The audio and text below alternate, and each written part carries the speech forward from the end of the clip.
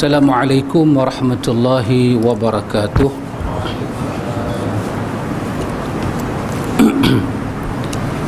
Innal hamdalillah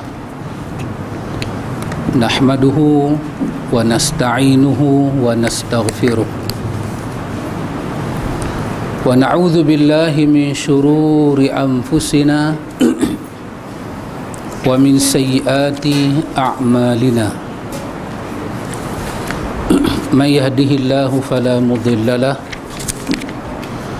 ومن يضلل فلا هادي له أشهد أن لا إله إلا الله وحده لا شريك له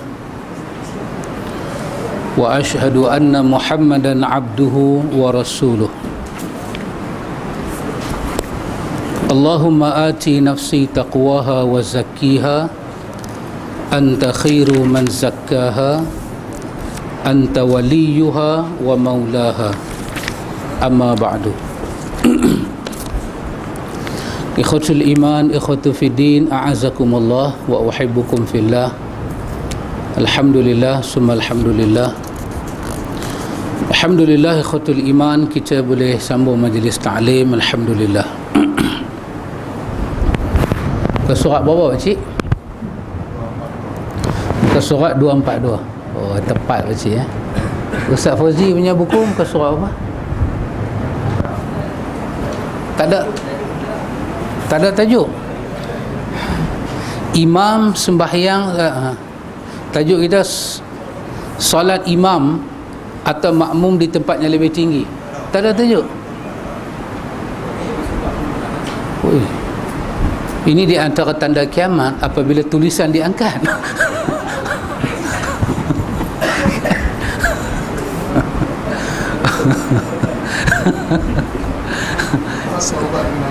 Sama dengan bab taubat kan.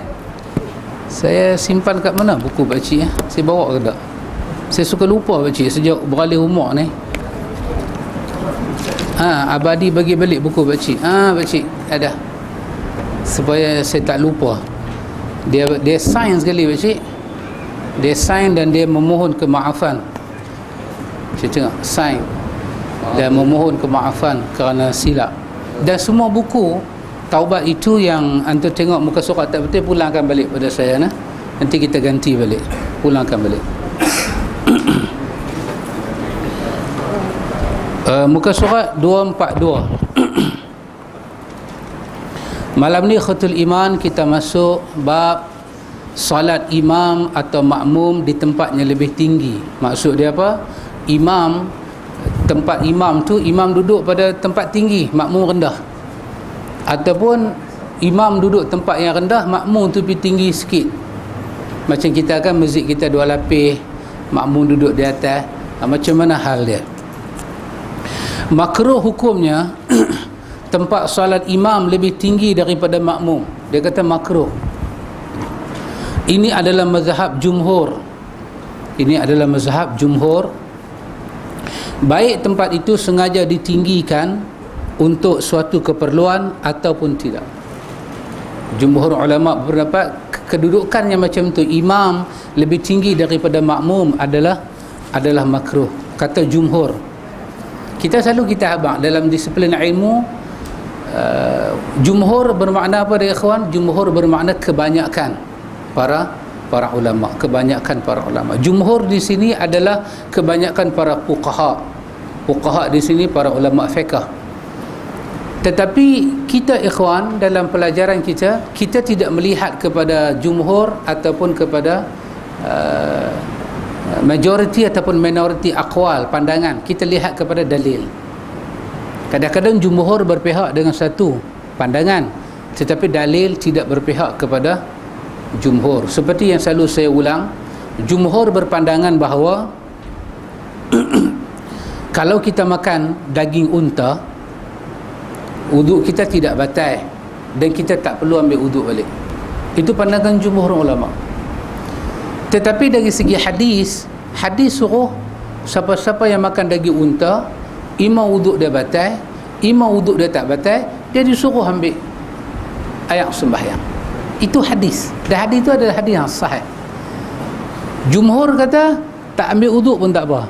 Hadis kata siapa makan daging unta bukan hal batal tak batal, makan daging unta ambil sembahyang. Maka saya teringat perkataan Idris Al-Marbawi dalam buku dia. Dia kata walaupun jumhur berpandangan lain, tetapi hadis ini lebih asah, kata dia. Maka demikianlah kita, menyalahi jumhur tidak bermakna kita menyalahi nas.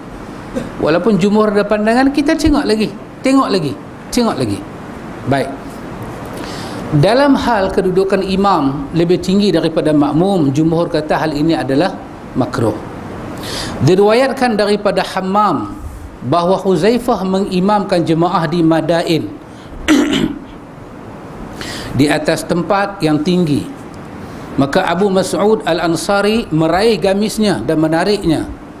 Setelah selesai dari salatnya, dia kata, tidakkah kamu tahu bahawa kami dahulu dilarang melakukan hal seperti itu? Huzaifah menjawab, benar, aku baru ingat ketika engkau menarikku tadi. Tengok, Huzaifah jadi imam di kawasan Madain. Madain ni kita keluar sikit daripada Madinah, keluar sikit kita akan nampak signboard Debuh Madain. Jarang orang pergi ziarah situ. Madain Saleh, kita boleh pergi tengok tempat perkampungan Nabi Saleh. Keluar sikit pada Madinah sana, kita boleh tengok, kita boleh ziarah tempat-tempat yang macam ni. Huzaifah semayang, Abu Mas'ud Al-Ansari ada. Huzaifah duduk tempat tinggi sikit jadi imam. Tengah-tengah duduk semayang, Abu Mas'ud Al-Ansari dia tarik jubah Huzaifah. Habis semayang, Huzaifah pusing kat dia. Dia kata dekat Huzaifah, bukankah kita dilarang jadi imam tinggi daripada makmum? Huzaifah kata, ya aku tahu. Bila aku teringat masa hang tarik jubah aku, baru aku teringat. Di sini ada pelajaran dari segi fiqh, dari segi fiqh, dari segi usul fiqh. Apa dia? Lupa ni boleh jadi kat siapa-siapa. So jangan ingat kata dia imam besar, dia tak lupa. Tak, dia akan jadi. Di kalangan para sahabat lupa. Ini ahli syurga. Tak tahu kita mengaji kat satu orang, saya alhamdulillah selama saya mengaji dengan dia tak pernah lupa. Oh, kita kata amazing, how beautiful. Kan, amazing. Ini sahabat mengaji dengan Nabi boleh lupa. Maka pasal itu sebab di antara 7 sebab utama kenapa para ulama ada perselisihan. 7 sebab utama, salah satunya ialah kerana para ulama lupa dalil. Kenapa boleh lupa dalil? Faktor umur. Bila umur meningkat, dia lupa dalil. Dia tak ingat dalil itu wujud. Bukan kata dia, di kalangan rawi hadis, di kalangan para perawi hadis berlaku masalah lupa. Dan ada di kalangan para rawi ketika muda orang ambil hadis daripada dia, bila dia berumur orang tak ambil hadis daripada dia. Sebab kami kata kami tengok lafaz dia mula syaz. Hari itu dia cakap lain, hari ini dia mula cakap lain. Maka Quran kata sanuqri'u kafala tansa illa masya Allah. Akan kami ingatkan balik apa yang kau lupa wahai Muhammad. Sanuqri'u kafala tansa. Maka Nabi hal-hal agama dia tak lupa, hal-hal yang penting dia tak lupa. Baik. Imam Syafi'i, hadis ini hadis yang diriwayatkan oleh Imam Abu Daud. Hadis ini diriwayatkan oleh Imam Abi Daud. Para ulama kata hadis ini tak ada masalah. Hadis ini hadis yang tidak ada masalah. Kita boleh pakai hadis ini. Cuma tengok dia kata, Imam Syafi'i kata aku memilih bagi imam yang hendak mengajak orang-orang yang berada di belakangnya, hendaklah dia salat di tempatnya lebih tinggi sehingga orang-orang yang berada di belakangnya bisa boleh melihatnya dan mengikutnya. Imam Syafi'i dia tak tolak hadis ni, tapi ada lagi satu hadis lain. Bila Nabi nak mengajak sahabat salat, Nabi naik atas mimbar. Maka dalam hal imam perlu duduk atas mimbar salat ataupun imam perlu duduk tempat yang tinggi dalam kondisi apa? Mengajak. Mungkin kita makmum kita ni semua mu'allaf baru masuk Islam, lepas asar tadi masuk Islam, lepas mula nak start sembahyang maghrib dengan kita, tu imam naik atas ni jadi imam. makmum semua di belakang, naik atas tu jadi imam, menghadap kiblat, takbir, baca Fatihah, baca surah, rokok, sami Allahu liman hamidah, i'tidal. Bila nak sujud, tu imam gostan sujud di bawah. Tak lagi sambung rakaat, tu imam naik balik, nak bagi orang di belakang tengok. Boleh. Imam Syafi'i kata boleh, pasal Nabi pernah buat. Menunjukkan kondisi memerlukan, itu tak apa. Tapi kondisi tak perlu, balik pada hadis Huzaifah tadi. Baik, mana dia? Ini adalah satu riwayat daripada Imam Ahmad. Dasarnya adalah hadis Sahal bin Sa'ad As-Sa'idi. Ketika ditanya tentang mimbar, dia menjawab, kemudian aku melihat Rasulullah sallallahu alaihi wasallam salat di atasnya, tangga-tangga mimbar. Baginda bertakbir di atasnya, kemudian rokok di atasnya, kemudian turun pelan-pelan, kemudian sujud di pangkal mimbar. Baginda naik kembali. Ketika selesai, baginda menghadap manusia seraya bersabda, wahai sekalian manusia, aku sengaja melakukan ini agar kalian dapat mengikutinya dan agar kalian tahu tata cara salatku. Ini hadis Imam Bukhari dan Muslim. Maknanya dalam kondisi tertentu, imam boleh sembahyang di tempat yang tinggi daripada makmum. Tapi kalau tak ada keperluan apa, Imam Syafi'i kata tak usah. Dan itu yang dipakai oleh kebanyakan para ulama berdasarkan hadis Abi Daud daripada Abu Mas'ud Al-Ansari yang dia tegur Huzaifah radhiyallahu anhuma. Baik, penulis kata jika ada kemaslahatan, keperluan dan kepentingan dari berdirinya imam di tempat yang lebih tinggi, seperti untuk mengajak kepada khalayak dan sejenisnya, khalayak ni orang ramai, maka hal itu tidaklah mengapa berdasarkan hadis tersebut. Demikian pula jika ada kepentingan seperti penuhnya lantai atas masjid, sedangkan imam berada di lantai tersebut, lalu sebahagian dari jemaah melaksanakan salat di bawah lantai, boleh. Dalam masjid semua dah penuh, turun-turun macam kita boleh. Ini semua kes-kes yang kita kena masuk. Apa kes apa? Kes yang ad-darurah. Satu dia darurat. Kedua, benda-benda yang macam ni kita panggil benda yang ma'lum minad din bil darurah. Orang putih kata common case. Common case. Melayu panggil apa? Kes yang kita faham sendiri, tak payah fikir sampai duk hantuk kepala didai. Simple lah ya. Pasal apa orang buat lagu tu? Ada pasal lah tu, darurat. Tak payah duk fikir perota depa ni apa ni, depa ni mazhab, tak payah fikir.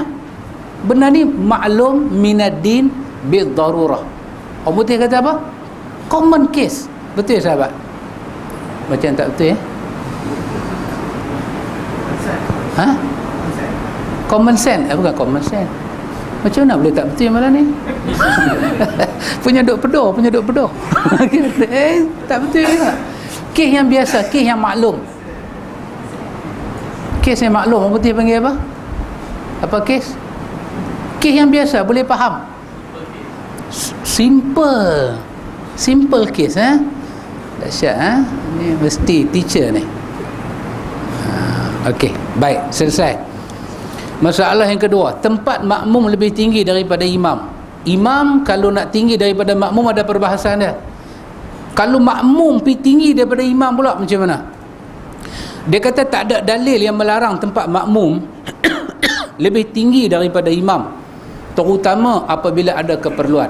Makmum pergi tinggi tempat dia daripada imam, tak ada dalil, tak ada larangan. Kalau Syiah ikhwan, dia korek apa? Macam lubang kan, imam pergi duduk tang situ. Dia pergi duduk tang situ, jangan buat pasal dia pergi duduk tang situ.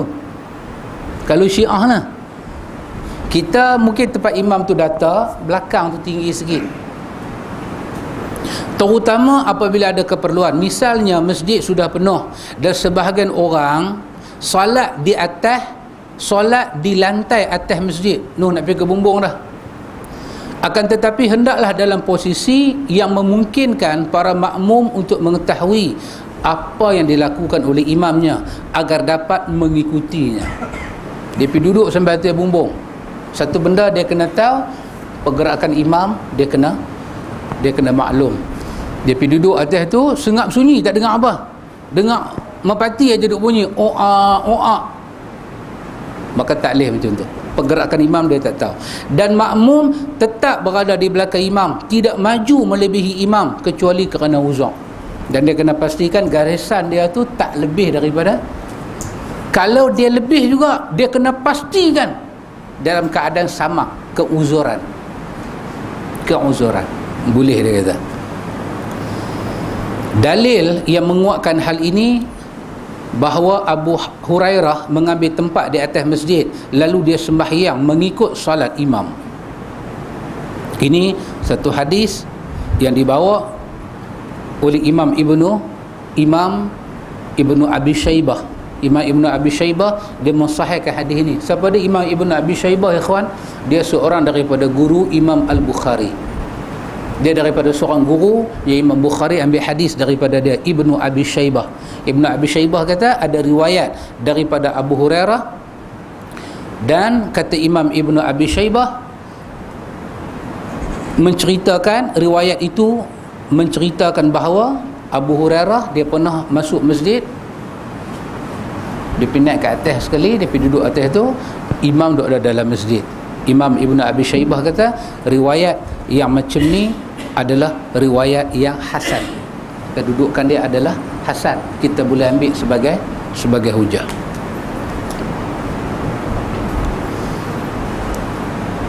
Selesai bab tu. Mengikut solat imam daripada belakang dinding, apa hukum? Belakang dinding penuh dinding. Macam kita dinding macam ni, nak sambung sah balik sana, tapi duk ada dinding, duk ada apa, jidar. Maksud dia apa? Penghalang antara jemaah terakhir ni. Bau dia dah tak berutuh bau kawan tu, tumit kaki dia, tepi kaki dia tak kena dinding. Dia tu duduk wara al-jidar, dia duduk di belakang sana. Macam mana?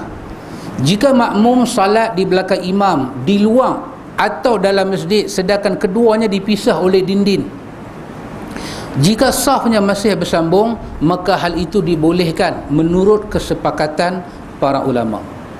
Yang ni ada dalam Majmu' Al-Fatawa, panjang.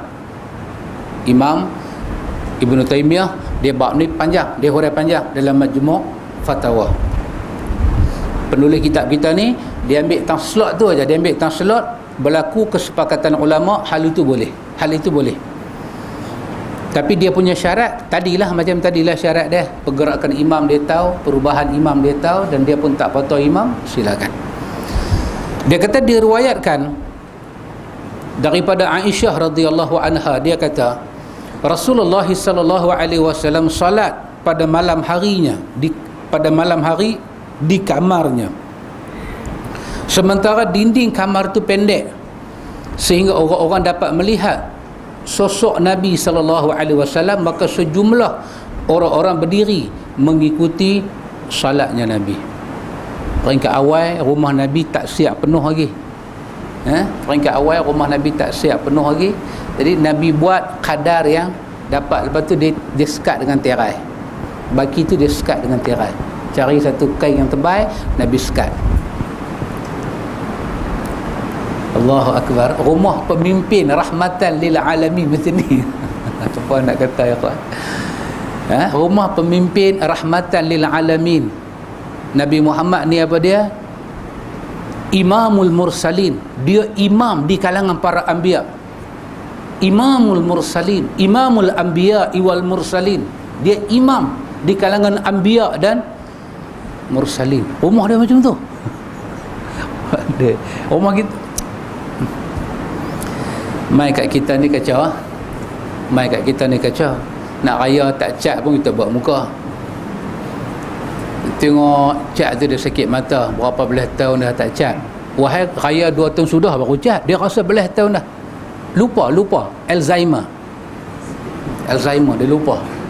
Pasal apa duk tengok duit duk ada nak berim nak dapat bulan depan. Dia nak berhabis tu. Bukan dia nak bulan tabung, dia nak berhabis bang. Rumah rahmatan lil alamin, yang Quran kata Allah dan para malaikat berselawat pada Nabi, rumah dia asal lagu tu. Nanti kita baca surah Hujurat. Dalam surah Hujurat Antara tafsir Tabari dengan tafsir Qurtubi, nanti antum akan tengok dia cerita apa, kalau kita angkat tangan berdiri macam ni kena bumbung rumah Nabi. Kita berdiri angkat tangan macam ni, ujung kita ni kena bumbung rumah Nabi. Macam tu rumah Nabi. Kita nak cakap bab zuhud, kita nak cakap bab wara', nak tengok siapa ikhwan? Ni yang duk mai ajak kita zuhud, mesti mata belalang. Bukan salah, tapi saja nak abang. Tak salah. Saya pun baru order Bentley baru order. Dalam order tu cuma tak ada sign lagi. Semua dah tulis dah, sign aja tak ada lewat mai sini. Minggu depan nak pergi sign Bentley. Saja ada duit lebih kan, beli 3, bukan beli 1, beli 3. Habis saya main nak cerita wara', saya main nak cerita zuhud. Betul-betul demi Allah saya kata ya ikhwan, agama ni betul-betul kena tengok Nabi Muhammad, jangan tengok kiri kanan. Antum rasa saya cakap pandai, antum rasa Asatizah ni cakap pandai, antum rasa si Polan ni cakap pandai, itu kelebihan Tuhan bagi kat dia. Tapi kalau antum nak ambil jalan beragama, kembali pada Nabi. Tengok Nabi. Antum nak belajar zuhud, kena tengok Nabi. Tok-tok guru depan kita ni bukan contoh warak, Nabi Muhammad. Pasal apa? Kita insan, kita boleh tersilap. Kita manusia, selagi mana kita tak ikut Nabi, kita tak sempurna ya ikhwan. Selagi mana kita tak follow Nabi betul-betul, kita tak balance hidup, tak balance.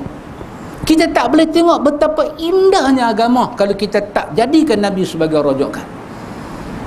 Siapa pun jangan keliru, bab ni jangan keliru. Quran dah bagi tahu dah, fa in tanaza'tum fi syai'in farudduhu ila Allah wa rasul. Tempat kita rudduhu ila Allah, farudduhu ila Allah, kembali pada Allah dan Rasul.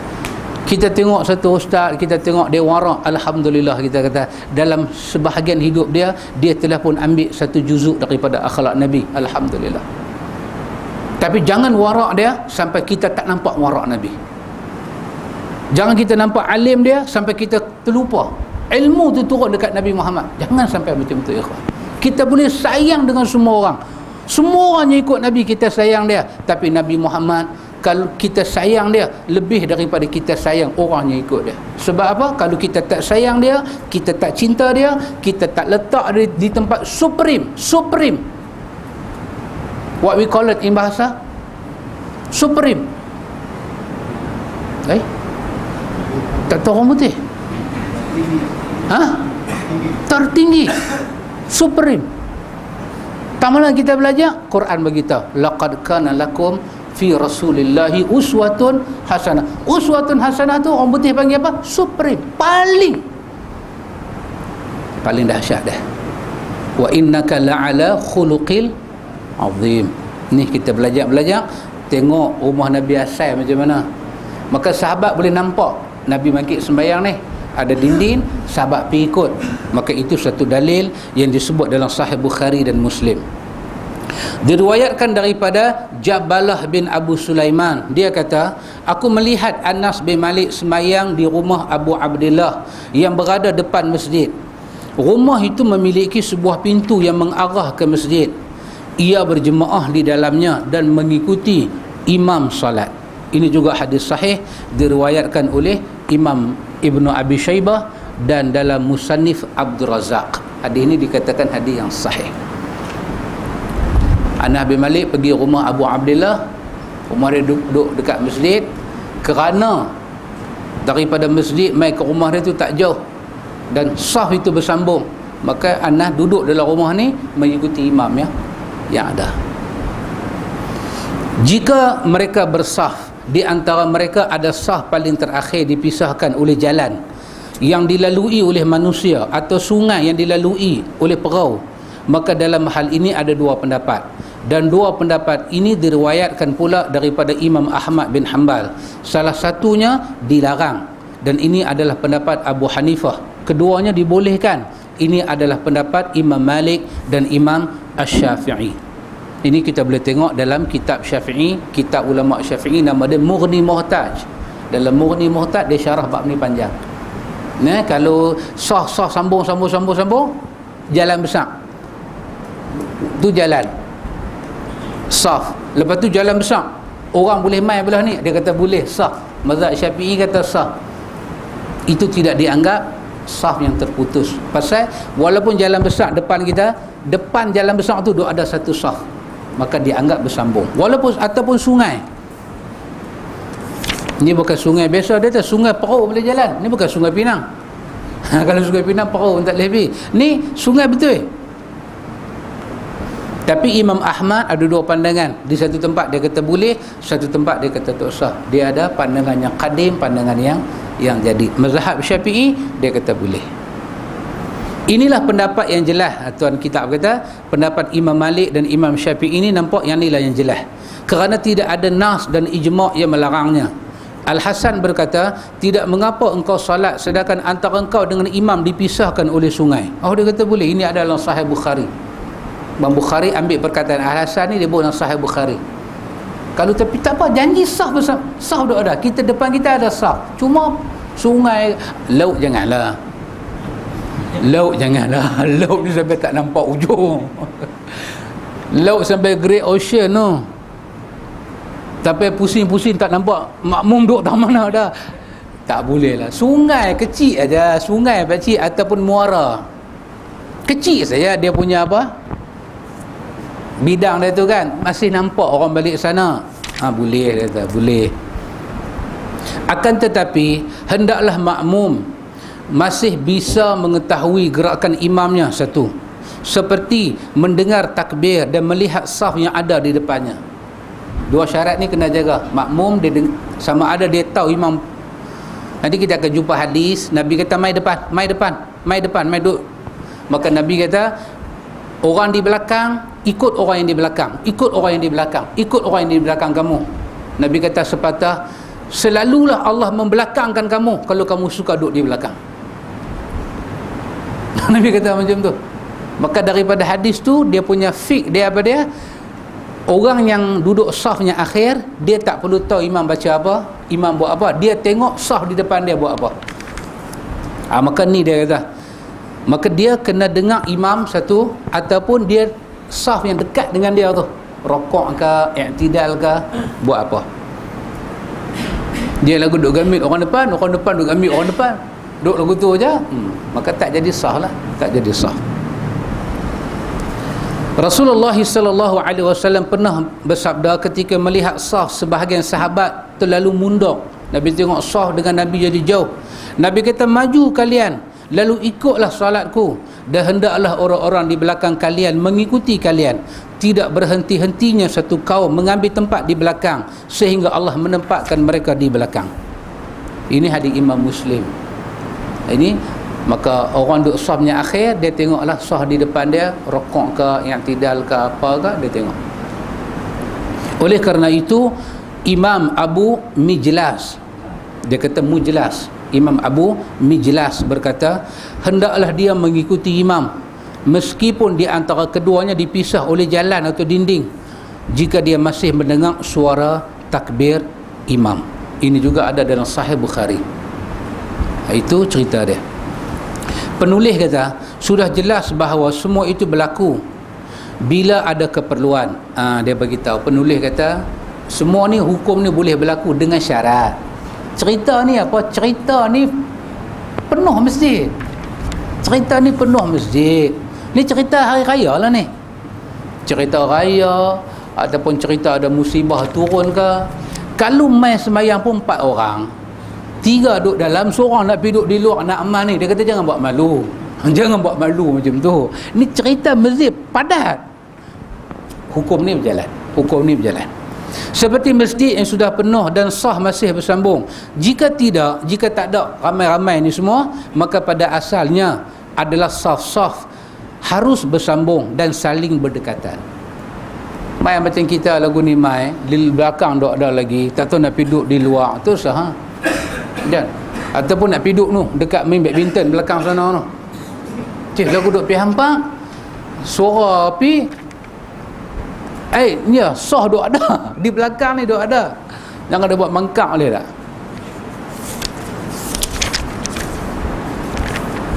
Baik. Satu catatan, solat tidak sah dengan mengikuti imam melalui siaran radio. Ni pun nak kena abang. Ni pun nak kena abang. Dia ni satu balong Nabi sembahyang Jumaat, dia buka televisyen, masjid negara kan, masjid wilayah punya khutbah, dia lagu belakang televisyen nampak sejadah. Allahu Akbar. Dia beritahu siap-siap, jangan duk buat kerja ni, tak sah. Dia kata penuh apa? Dia kata sampai melimpah keluar televisyen. Akulah orang terakhir tu. Nampak sejadah. Dia abang siap-siap, jangan pergi buat kerja ni. Buat juga kira tak sembahyang Jumaat. Ni kalau tak abang, ada kan dia lagu otak kan. Kreativiti. Otak ni bagus. Dia duduk, kita tak ada abang, dia duduk fikir. Oh, lagu tu televisyen macam mana? Dia fikirlah. Dia ni kalau mengaji agama boleh jadi mujtahid. Otak lagu tu kalau mengaji agama dia dah jadi mujtahid, tapi dia tak mengaji agama, dia duduk pergi buat benda lain, dia, cerdik tu dia main. Oh, dia lagu duk ingat. Oh, kalau sungai pun boleh, jalan pun boleh, masjid negara dengan Penang satu negara. Siapa tak boleh nampak sejadah belakang televisyen? Ada televisyen tu ke arah kiblat, satu macamnya sejadah hampa. Usalli fardal jumaati ma'muman raka'ataini Allahu Akbar. Imam kata amin, dia riau amin. Awak tak boleh pula dia kata. Ada dalil apa? Tak ada. Yang tu semua tak ada dalil. Jangan dia buat mangkang. Dia kata buat juga sembahyang tak sah. Selesai bab tu. Daripada mula kita baca bab posisi imam dan makmum sampai tajuk ni habis. Ada soalan pak cik?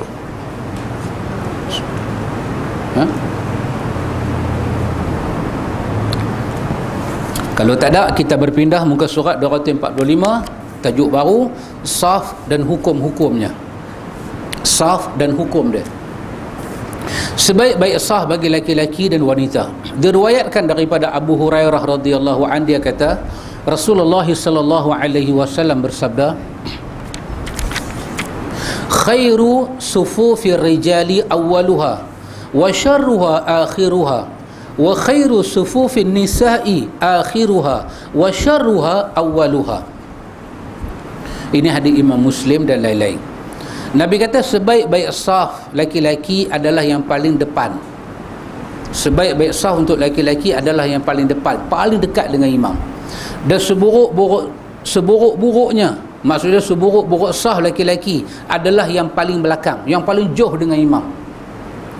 Nabi kata sebaik-baik sah wanita adalah yang paling belakang, dan seburuk-buruknya adalah yang paling depan. Nabi kata sebaik-baik sah untuk orang perempuan, Nabi kata belakang. Makin orang perempuan ke belakang, makin dia, satu, dia jauh daripada imam. Yang kedua, maksud belakang tu, dia jauh sikit daripada makmum laki-laki yang terakhir. Jadi makmum laki-laki yang terakhir, dia kalau dia duduk di saf belakang dan belakang dia betul-betul perempuan, dia telah duduk pada saf yang kurang afdal.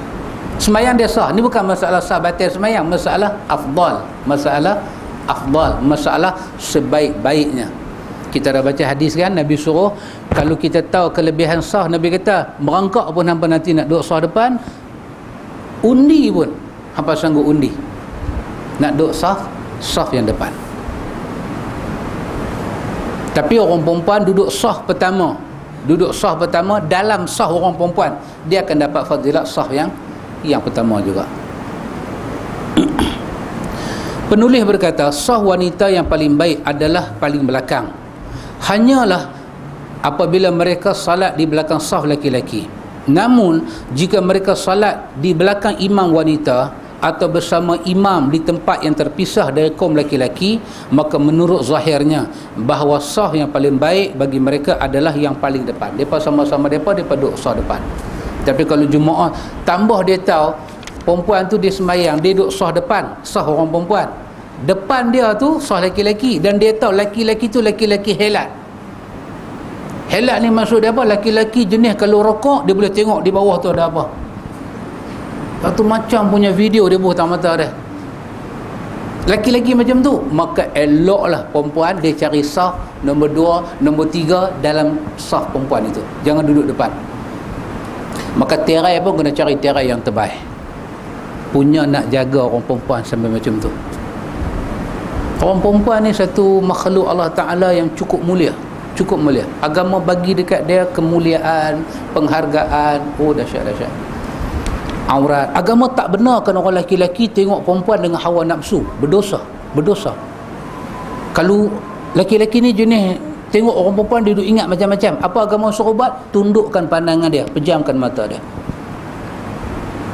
Orang lelaki-lelaki dia kena tengok orang perempuan sebagai satu makhluk Allah, hamba Allah yang sama-sama dengan dia berjuang untuk mendapatkan redha Tuhan dan nak sampai kepada syurga Tuhan. Sesuatu orang lelaki-lelaki bila nak kahwin, cari perempuan yang paling sopan, cari perempuan yang paling bagus, agama dia, akhlak dia, rupa parah dia, perangai dia daripada mak bapak yang bagus. Cari perempuan yang bagus-bagus. Sampai Quran kata, lelaki-lelaki yang jahat untuk perempuan yang jahat, perempuan yang jahat untuk lelaki-lelaki yang jahat. Oh, macam tu jaga. Bagi satu tutup aurat supaya siapa tak boleh nilai dia daripada atas kepala sampai tapak kaki dia. Jangan siapa nilai lebih-lebih. Dia dengan pakaian, kesopanan dia, kewarakan dia, kesalehan dia. Agama jaga orang perempuan. Berkenan dekat dia, masuk minta. Jangan lepas start motor usung satu negeri. Tak mau. Takut orang lain dah pinang cepat-cepat. Bubuh satu tanda supaya orang lain tak lemah dah. Dan jangan bertulang pun lama. Nanti dia main jemu, dia main bosan. Orang lain boleh masuk pula. Letak mahar yang baik dekat dia.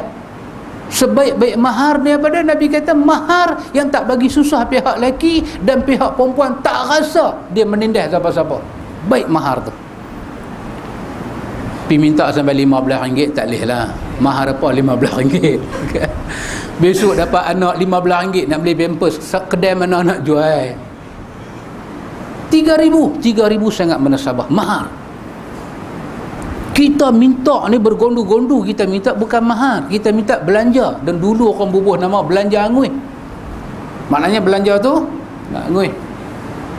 Tapi kita mas kahwin kita minta update RM100. Yang paling syok 100 suku. Tanda bapak 3 suku, dia minta 100 suku. Dah 100 suku tu nak buat apa? Nak cakap, kita cakap bahasa kampung kan, nak minta darah apa? Mahar tu untuk orang perempuan, untuk dia simpan hari susah dia nak support keluarga dia nak tolong laki dia nak tolong anak-anak dia. Mai satu masa orang jantan buat kepala tak tentu hala, lagu tak pandang dia ada benda dia nak simpan, dia nak makan, itu hak dia. Kita pergi minta 500, mau minta 3,000 zaman lah. 3,000 tu cantik. Rendahkan belanja bagi rendah sikit. 4,000 cantik lah. Pasal apa? Nak buat kenduri pun nak panggil. Siapa nak panggil kita muka mengaji ni aja, muka tak mengaji panggil. Buat apa? Kau mengaji ni aja. Kan? Buat satu punya 5 gantang punya periuk, dalca. Sahabat kita pandai buat dalca, panggil. Nak atok bunga, pakcik. Bidang bunga, pakcik pandai. Macam mana nak bubuh bunga. Ini nak bagi rumah mempelai cantik. Bukan nak buat apa nama pelamin-pelamin, tak ada. Nak bagi cantik. Lampu kelip-kelap nak buh tak mana. Pasal besok nak angkat nikah, malam ni kita panggil malam berinai. Malam berinai kena ada lilap. Jadi lampu kelip-kelap nak buh tak mana. Ni lagu nak pasang kok mana. Allah, kalau tak ada lagu, kira rukun nikah tak sah. Lagu tu salah satu rukun nikah lah ni. Tak ada dia main berening biji mata, dia main macam nak kena jantung, tak rasa nak rasa. Kata pasal apa aku rasa sejuk, peluh lagu tak mau keluar. Oh, tengok majlis belum jahanam, majlis nikah belum jahanam. Macam mana nak bagi jahanam? Bom dia macam Hiroshima kena bom, boom, seronok jahanam dah. Panggil orang baik-baik sudah. 4,000 boleh buat sederhana punya kenduri. Maplay pun dah bagi 3,000 mas kahwin, 4,000 top up naik ke atas, 7,000 dia pun nampak cantik. Pasal apa? Pasal lepas kahwin dia boleh guna pergi honeymoon, pakai duit, bukan pakai kulit kerang. Pakai duit. Maplay dah pun habis 10,000, dalam poket dia duk ada RM15 6 kupang. Nak pergi honeymoon tak mana? Nak pergi honeymoon tak mana? RM15 6 kupang. Pergi dekat kaunter dia nak beli tiket, dia kata satu duk dah RM34. ketak tangan. Last sekali balik buat kena denggi ya. Mak mentua tanya, tak pergi honeymoon apa? Doktor suspect denggi. Mak mentua dengar denggi, tak sapi ya. Tak siapa biasa kahwin dia tahu benda ni pasti. Kan? Kita, kalau kita pergi sambil Langkawi honeymoon tu, segala underwater takkan tak mau masuk. Tu sikitnya ada penguin ke dalam tu, segala penguin memerang ada tu, bukan orang lain 2 pupu 3 pupu dengan kita juga kan. Pergi Langkawi tak ziarah depa, depa marah kat kita. Lagu nak pergi ziarah, sekali kita ziarah berapa dik? RM18 untuk orang dewasa. Budak-budak RM10. Tu pada mak siarat tak mau pergi. RM15 duduk dalam poket. Nak cakap apa, last sekali selotok dengan bini dia, tak ada ajes tak mana-mana. Dia kata, abang mujuk abang bagi hari tu 3,000. Nah, pelingkuk bang 1,000. Pelingkuk bang 1,000. Bukan dia kata hadiah, pelingkuk bang 1,000.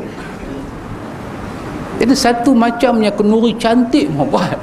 Jangan duk bagi huru hara. Pasal budak-budak lah, dia tak ada reti nak spend duit dia tak reti. Dia tak reti spend, dan dia pun tak cukup, gaji dia tak besar. Tapi kita nak halang dia tak kahwin, tak mana sabar. Dia duk kawan sana kawan sini, dua hati dah jadi satu. Dia pun duk baca doa, Tuhan tolonglah aku cinta dia. Ada satu lagu kan, jangan pisahkan aku dan dia. Siapa menyanyi ya? Bukan Inka dengan search. Inka, apa satu perempuan tu dulu, satu penyanyi rock nama dia Inka. Dia dengan search lah. Bukan saya sahih pergi ke sunnah pun kita baca juga. Yang sahih tu pun kita tengok juga. Cerita 80-an dululah. Apa ni semua ada doa dah, jangan pisahkan aku dan dia. Kita lagu tak bagi kahwin pula. Kata gajihan kecil. Kita sebagai mak bapak tak akan sanggup tengok anak-anak kita tak kahwin. Tak akan sanggup tengok. So kita kena buat sesuatu. Buat bagi elok, tapi jangan langgar hukum syarak. Jangan minta sampai 15,000 semua, jangan minta. Bagi elok-elok kahwin. Baik, tak mana tadi? Baik. Nabi SAW bersabda, Inna Allah wa malaikatahu yusalluna ala sufufil awal. Nabi kata sesungguhnya Allah dan para malaikat berselawat, yakni mendoakan kepada orang yang berada di saf yang pertama. Hadis ini hadis Imam Abi Daud. Abi Daud kata hadis ini hadis yang sahih. Siapa duduk saf depan, dia mendapat selawat. Selawat apa dia? Kebaikan daripada sisi Allah dan malaikat. Malaikat mendoakan dia, Allah beri kebaikan pada dia. Diriwayatkan daripada Abu Hurairah radhiyallahu anhu, Nabi bersabda, "Lau ya'lamuna ma fi safil muqaddam la astahmu."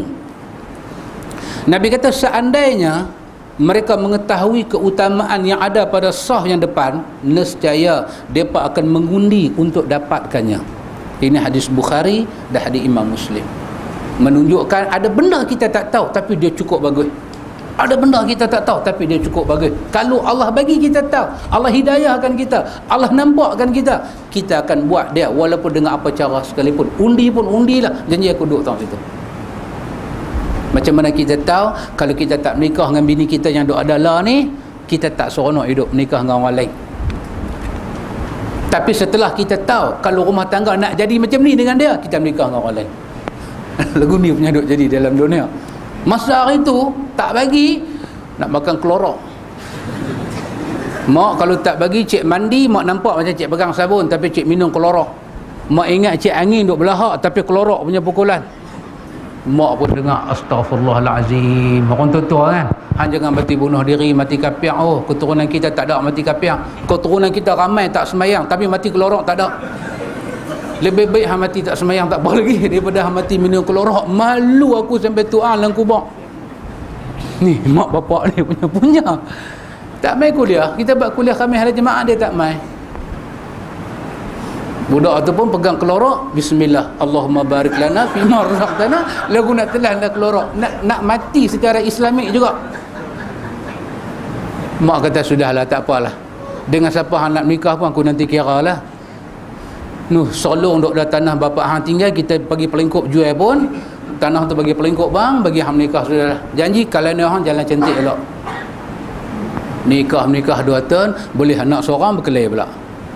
Keluar pula kata-kata, kalau aku tahu aku tak minum kelorok hari tu, kalau aku tahu anak buat gila kat aku macam ni, tak ada aku minum kelorok Aku minum kelorok pasal hang nak hidup dengan aku. Lah. Ada tengok gambar tu? Ada tengok? Sekarang kita sudah ada anak 3, hutang ceti tak bayar lagi. Kalau aku tahu anak buat perangai lagu ni, daripada mula aku tak ingin kahwin dengan hang. Tengok? Tak tengok pakcik ni? Kalau tengok Al-Waqi'ah tak jumpa. Dalam riwayat Muslim dikatakan nescaya diundi pun kita sanggup undi untuk duduk pada saf yang pertama. Keutamaan saf sebelah kanan diriwayatkan daripada Al-Bara, dia berkata, apabila kami salat di belakang Nabi SAW, kami suka berada di sebelah kanannya kerana beliau menghadapkan wajahnya kepada kami. Ini juga ada hadis yang sahih riwayat Imam Muslim. Bara kata, pasal apa kami suka duduk sebelah kanan? Pasal apa duduk? Pasal bila Nabi bagi salam, Assalamualaikum warahmatullahi, salam Nabi akan bawa pipi Nabi ni sampai atas bau.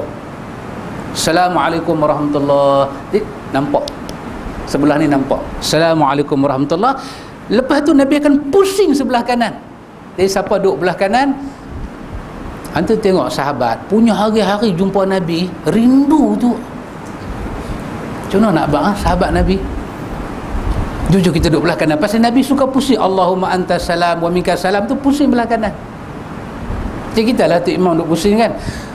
Kita pun tak ada seronok tengok Tok Imam. Tapi Nabi, kita kata Tok Imam ni pusing pula dah. Kan? Tapi sahabat duduk tunggu Allah. Hari-hari tengok Nabi, kawan. Hari-hari tengok Nabi. Allahu Akbar. Hari-hari tengok Nabi. Macam tu jadi. Jadi sebahagian para ulama kata itu sebab kenapa sahabat suka duduk sebelah kanan. Hakikatnya bila ada satu imam, makmum di belakang, tengahkan imam. Kita duduk belakang imam, seorang duduk belah kanan, mai pula seorang belah kiri, mai pula seorang belah kanan, mai pula seorang belah kiri, supaya imam jadi tengah. Imam jadi tengah. Tapi Al-Bara bin Azib dia cerita pasal apa dia suka duduk sebelah kanan? Pasal Nabi. Diriwayatkan daripada Aisyah radhiyallahu anha, kata secara marfu', dia kata, innallaha wa malaikatahu yusalluna ala mayaminis sufuf. Sesungguhnya Allah dan malaikat berselawat kepada orang yang berada di saf-saf sebelah kanan. Dia kata di antara sebab para sahabat duduk sebelah kanan, pasal apa? Pasal Allah dan malaikat berselawat siapa yang duduk sebelah kanan. Kata tuan kitab kita, akan tetapi hadis ini dengan lafaz demikian tidak sahih. Sebab hadis yang sahih kita jumpa muka surat sebelah tadi, Allah dan para malaikat berselawat kepada orang duduk saf awal tanpa disebut kanan. Duduk saf awal tak mana pun dapat selawat.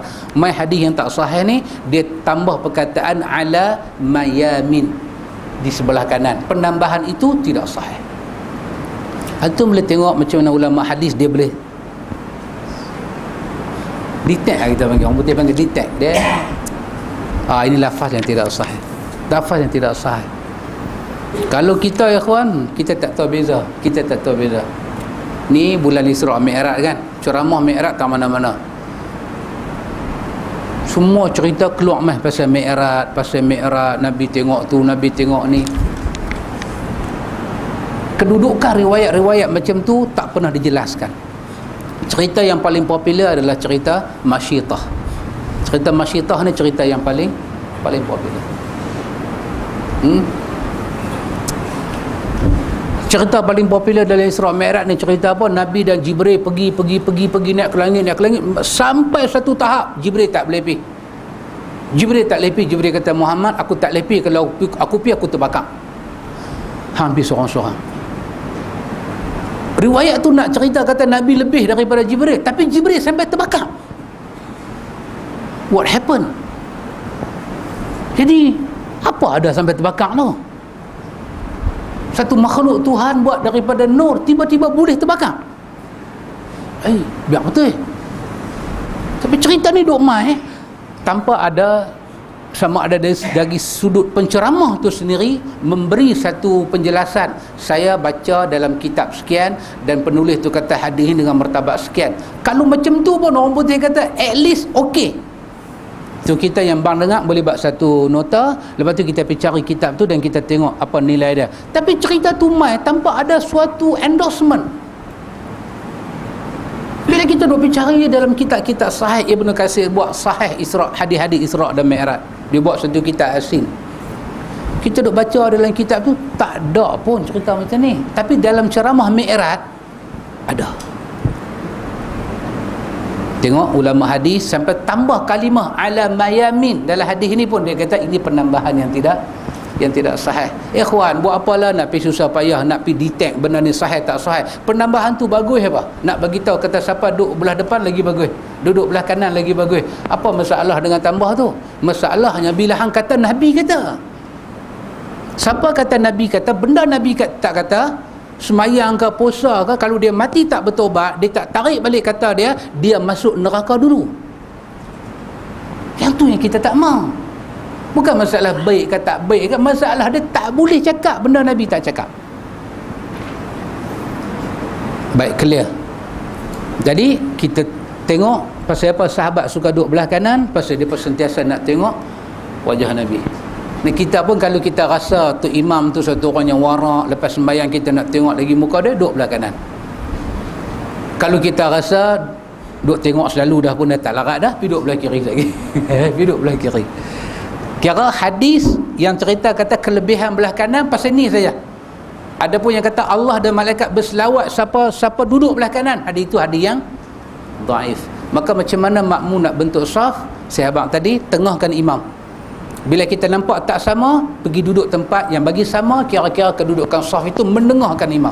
Tak mau bagi sana 10 orang, balik ni 1 orang, tak mau bagi saf nampak cantik. Baik.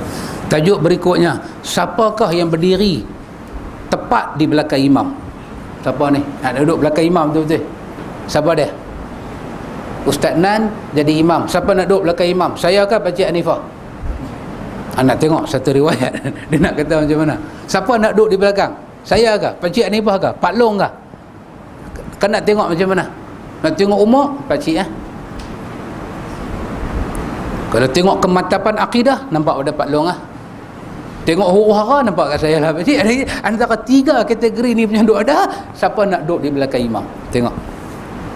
Diriwayatkan daripada Ibnu Mas'ud radhiyallahu anhu, dia kata Rasulullah sallallahu alaihi wasallam bersabda, liyalini minkum ulul ahlam wan nuha summa alladhina yalunahum thalathan wa iyyakum wa haysyatil aswaq. Hadis ini hadis sahih riwayat Imam Muslim. Nabi kata hendaklah orang yang berakal dan orang-orang yang berpandangan di antara kalian berdiri di belakang aku. Pasal Nabi nak sembahyang, Nabi kata macam tu. Kemudian orang-orang yang di bawah mereka, beliau mengulang menyatakan 3 kali, hindarlah kegaduhan seperti di pasar dalam masjid. Hadis dari Imam Muslim. Nabi sebut 2 kalimah. Tengok dia kata ulul ahlam ialah orang yang berakal. Konon orang-orang yang sudah baligh. Ulul ahlam adalah orang yang baligh. Pasal itu budak bila baligh ni kita panggil budak yang sudah, kita kata ahlam, dia sudah mimpi, dia dah besar dah, orang besar. Sedangkan an-nuha adalah akal. Ulul nuha bererti orang yang berakal, semakna dengan ulul ahlam. Siapa nak duduk di belakang aku ni, Nabi kata adalah orang yang ahlam, ulul ahlam, orangnya dah besar, orang yang dah cerdik sikit. Nabi kata wan nuha, dan orang-orang yang pemikiran dia jauh sikit. Dalam hadis tersebut didahulukan orang yang lebih utama, kemudian berikutnya. Lepas tu Nabi kata summal ladzina yalunahum. Lepas tu Nabi kata orang yang macam depa lagi. Dalam hadis tersebut didahulukan orang yang lebih utama, kemudian berikutnya, untuk berada tepat di belakang imam, kerana dia lebih utama untuk dimuliakan. Ada kalanya imam perlu diganti, sehingga dialah yang lebih utama untuk menggantikannya. Alasan lain kerana dia lebih mengerti cara mengingatkan imam yang kelupaan, yang mungkin tidak diketahui oleh orang lain. Ini yang kata ulul ahlam dan wan nuha. Jadi kalau budak kecil, jangan bagi duduk belakang imam tepat. Pasal orang yang selayaknya ganti imam bukan di kanan, bukan di kiri, tapi yang duduk tepat di belakang imam, dia layak ganti imam. Sama ada imam tu keluar pergi macam tu, tak abang sabar-sabar, dia yang ganti. Ataupun imam boleh pegang kawan tu duduk belakang dia, ganti saya. Dan dia pun jangan kata okey saya ganti, sengap sudah jalan masuk habis. Dia kata okey bos, jangan duduk abang, okey bos, sengap sudah habis. Itu tujuan dia. Maka dia tahulah selok belok nak tegur imam kan. Imam baca tertukar ayat, la a'budu ma ta'budun alaysallahu bi ahkamil hakimin. Makmum lain semua dengar, surah ni kita tak pernah dengar ni, baru punya surah ni. Makmum lain, makmum haduk betul-betul belakang imam, dia boleh tegur lakum dinukum waliyadin. Oh, dia tu pun dah nampak betul. Ini kita panggil ulul ahlam wan nuha. Orang yang dah dewasa dan cerdik sikit, hafal sikit, dia tahu nak ganti macam mana. Kadang-kadang imam batal, imam tak tahu nak keluar macam mana. Mau kena macam ni, depan tak ada pintu, sah semua penuh. Yang duduk sah depan pula muka member-member dia. Satu masa dia terbatal, dia nak keluar, dia seriau, kok mana aku nak belah, nak langkah member aku ni tinggi sangat. Dia tak tahu. So orang yang duduk di belakang imam ni, dia sudah nampak. Ini yang kata ulul nuha, ulul ahlam ni pakcik apa, orang tua-tua kata ayak dalam laut tu punya sekilas tu dapat ku ketahui ikan pari ke nyok-nyok ke, tahu orang tua-tua kata. Ni kata ulul ahlam wan nuha ni. Cara imam tu punya duk tergedik-gedik tu, dia kata ni dah arai dah imam ni, cuma dia tak tahu nak perlepas macam mana. Nak bagi salam ke, sekali bagi Assalamualaikum, semua bagi salam. Nak ambil mikrofon pergi bubuh ke, dia pucat dah muka dia. Makmum semua sengap, ni apa ni, tak rokok-rokok lagi. Kena makmum yang agak dahsyat sikit, awak lemah sangat. Dia kata mau tak lama aku dah batal, abang lah daripada awal. Sudah jadi satu drama. Jadi bila dia tahu imam macam tu, dia automatik boleh masuk pergi ke depan ganti imam, dan dia hanya buat tangan lagu tu je ke imam, dan imam yang dalam posisi tu pergi tepi. Jangan duk tanya, saya tak keluar lagi, tak payah keluar. Memang dah nak keluar, tak payah kata saya tak keluar lagi. Ini nama dia ulul ahlam wan nuha. Nabi kata orang macam ni duduk di belakang. Tujuan lainnya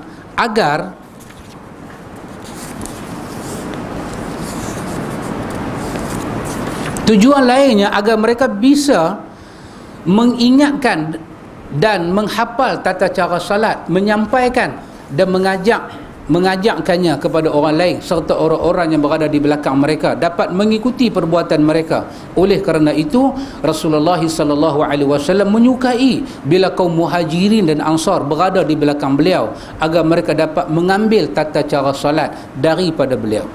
Ini juga ada sahih, tapi tak diriwayatkan oleh Bukhari dan Muslim, tapi diriwayatkan oleh Ibnu Majah. Tapi hadis yang sahih. Nabi suka di belakang dia ni muhajirin dan ansar.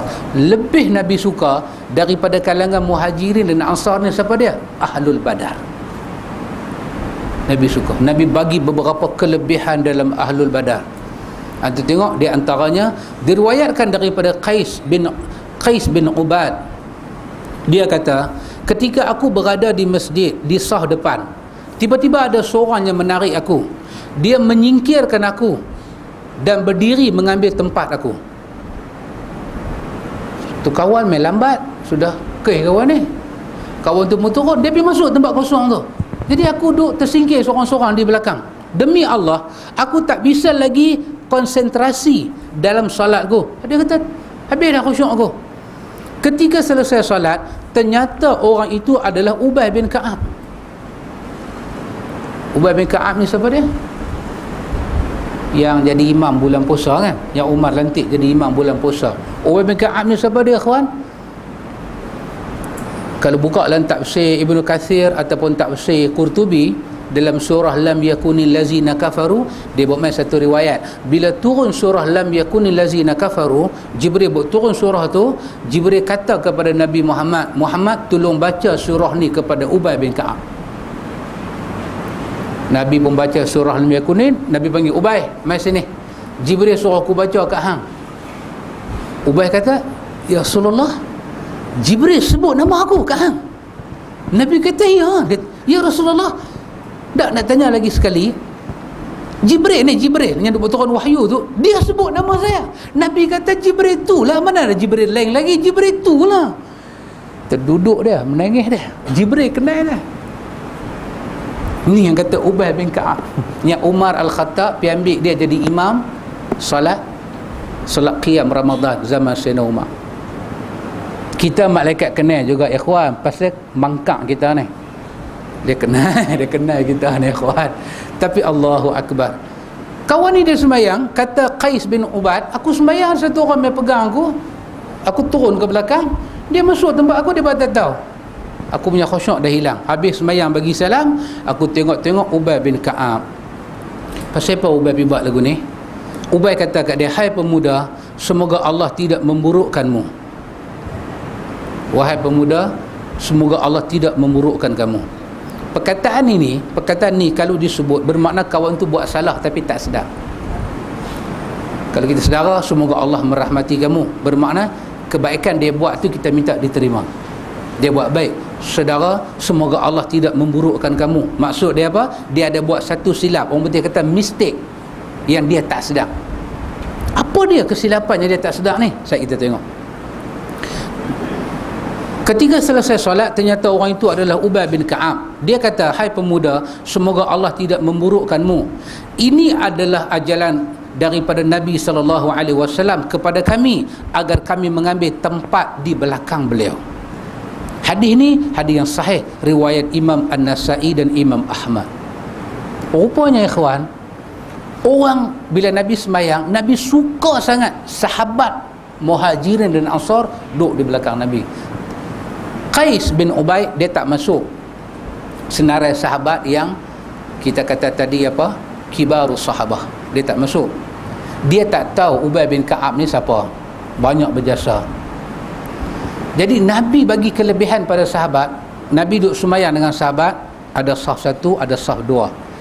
Kalau sahabat Nabi mai lambat dan mereka dapati di belakang Nabi bukan sahabat-sahabat yang Nabi duduk puji selalu ni, mereka sahabat yang dipuji ni, dia boleh belah saf tu pergi duduk belakang, dan dia boleh suruh mereka ni pergi belakang, dan sembahyang lagu tu tidak rosak dan tidak dianggap ganggu orang, kerana itu kelebihan sahabat dengan Nabi masa mereka duduk dengan Nabi. Itu dia yang kata kelebihan sahabat. Dia boleh belah saf tu pasal dia Ubay bin Ka'ab. Siapa tak boleh kata apa? Nabi kata sahabat aku yang duduk belakang aku, terutama ahli Badar. Lepas ahli Badar, siapa dia? Ni yang terlibat dengan bai'atul ridwan, bai'ah di bawah pokok. Dia pun nombor 2. Nombor 3, turun siapa dia? Orang yang terlibat dengan perang Uhud, senarai dia. Bukan ni saja ikhwan, dalam surah Mujadalah Allah cerita apa dia? Allah cerita tentang ya ayyuhalladzina amanu idza qila lakum tafassahu fil majalis yafsahillah famsahu yafsahillahu lakum. Wahai orang yang beriman, bila dikatakan kepada kamu bagilah ruang, kosongkanlah ruang dalam majlis, maka kosongkanlah. Ayat ni turun pasal apa? Pasal bila Nabi tengok ahli Badar mai kuliah lambat, depan Nabi ni ada sahabat lain tapi dia bukan ahli Badar. Nabi kata genjak, bagi ahli Badar duduk depan. Walaupun ahli Badar mai lambat, Nabi kata duduk depan. Siapa-siapa yang bagi ruang bagi sahabat besar-besar ni duduk, Allah Ta'ala kata apa dia? Allah Ta'ala kata yafsahillahu lakum, Tuhan akan bagi keluasan hidup pada orang itu, kerana orang itu bagi tempat kepada para sahabat. Oh, dahsyat ikhwan, dahsyat. Yang kata sahabat Nabi ni kelebihan mereka. Pasal apa ikhwan? Jasa mereka ni tak tahu nak apa. Kita derma, kita infak, kita sedekah seperti bukit Jabal Uhud emas, Depa bagi cuma satu cupak gandum ke kurma ke satu gantang, nilai depa lebih daripada kita. Wahai kita bagi emas satu gunung, depa bagi secupak depa itu telah pun diterima oleh Allah. Hak kita satu bukit ni belum tentu apa lagi. Kelebihan para sahabat. Jadi betul lah cara kita ni ikhwan. Bila kita duk mengaji agama, semua nak tengok sahabat, semua nak tengok sahabat. Betul lah cara kita. Kita ikut ahli syurga. Baik ikhwan, tajuk baru. Jadi tajuk ni kita boleh faham dah. Siapakah yang nak duduk di belakang imam? Orang yang cerdik sikit. Inilah. Jadi kalau pakcik, saya ingat pakcik bukan duduk di belakang imam, pakcik kena jadi imam. Dengan warak pakcik kena jadi imam. Bukan kata kena, dah sampai masanya. Dah sampai masanya. Sekali lagi meja ni orang lain tolong tolak. Meja kuliah ni orang lain tolong tolak. Pakcik buat macam duk baca buku tau kan. Dia kata, dia ni duk mangkak nak kat aku. Okey, tak apa. Baik, tajuk baru ikhwan. Menyempurnakan sah yang pertama, kemudian sah yang berikutnya. Diriwayatkan daripada Anas bin Malik radhiyallahu an. Kata Anas, Nabi SAW bersabda, atimus saffal awal summa alladhi yalihi wa in kana naqsun falyakun fi saffil muakhar. Nabi kata, sempurnakanlah sah pertama, kemudian sah berikutnya. Jika kurang sah pertama tak cukup, maka hendaklah dia mengambil sah yang paling belakang. Ini hadis sahih riwayat Imam An-Nasa'i dan Abi Daud. Nabi kata sempurna, apa pun Nabi kata sah mula. Tu imam dia nak berkeras pun sah mula. Sah nombor 2, sah nombor 3, dia kurang sikit. Sah nombor 1. Ni sah yang belakang betul-betul dengan tu imam, bagi rapat semua. Dan kita tak boleh bantah tu imam. Ini prosedur salat dan sunnah. Tu imam kata bagi rapat, kita pun jangan duk buat keras kedengkiang juga. Angkat takbir lah, rapat apa, aku labuh sekali lagi, cuma labuh tu kan. Nanti sahat. Tu imam nak buat tu sunnah Nabi, dan itu disiplin salat. Sekali kita akan jumpa makmum ni masa nak rapat tu, nak rapat apa? Bau ke? Kaki ke? Dua-dua sekali ke? Macam mana? Baru ni anak sahabat kita ni, Ustaz Samsul. Anak sahabat kita nama Salahuddin bin Samsul bin Mansur saja abang nama penuh. Dia sembahyang sebelah saya. Habis sembahyang, Udin kata saya, Ustaz, pasal kaki tak rapat, ada hadis ke? Alamak. Udin sudah tegak. Udin umur berapa Samsul? 12 tahun. 12 tahun sudah tegak 40 ni. Tak sedang ke diri. Udin tegak saya. Kita duk baca sahih fikih sunnah, dia sudah tegak. Dia tak tahu dia tegak tu Al-Fadhil. Udin dah tegak. Saya pun tengok muka Udin, saya teringat muka bapak dia, betapa dahsyat didikan bapak dia kat dia. Tak ada ajak hang ustaz ke hang siapa, salah kena tegak.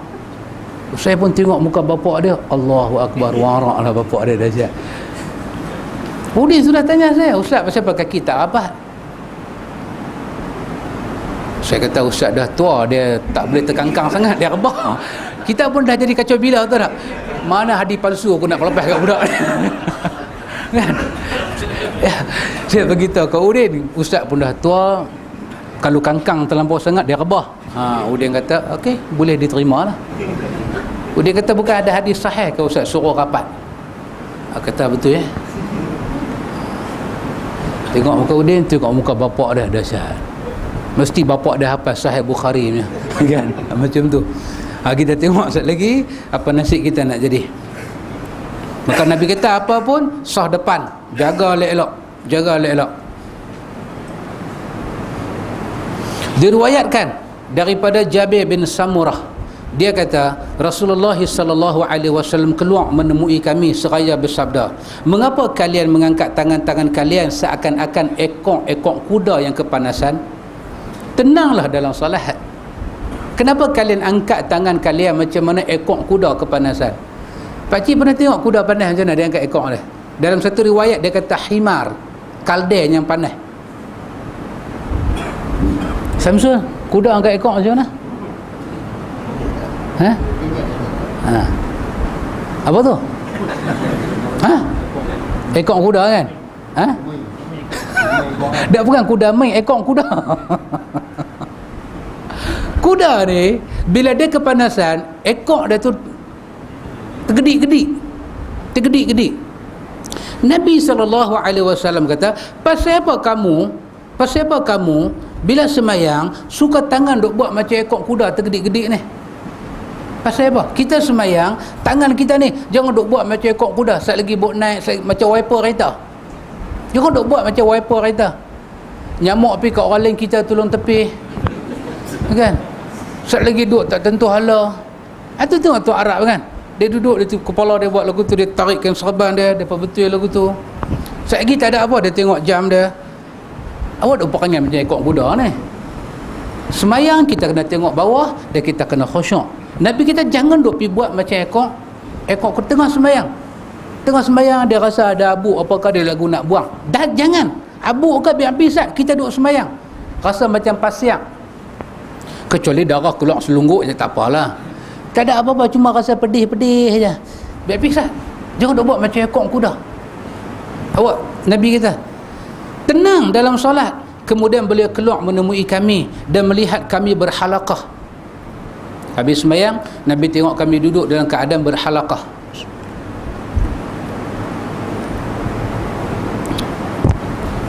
Maka beliau berkata, hendaklah kalian bersaf sebagaimana sah para malaikat di depan rak mereka. Kami tanya, wahai Rasulullah, bagaimana para malaikat bersaf di depan rak mereka? Beliau menjawab, mereka menyempurnakan saf-saf pertama dan mereka merapatkan saf. Ini hadis Imam Muslim dan Abu Daud. Nabi kata, bila kita sembahyang buat sah macam malaikat. Sahabat tanya, macam mana ya Rasulullah? Nabi kata, malaikat mereka akan sempurnakan sah pertama dan rapat.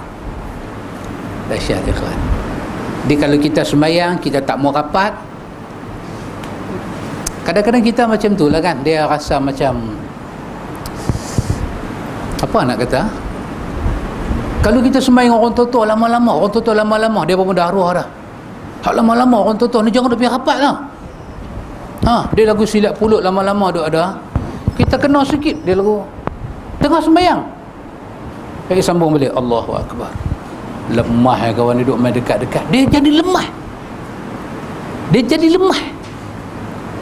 Sah itu sah yang paling buruk.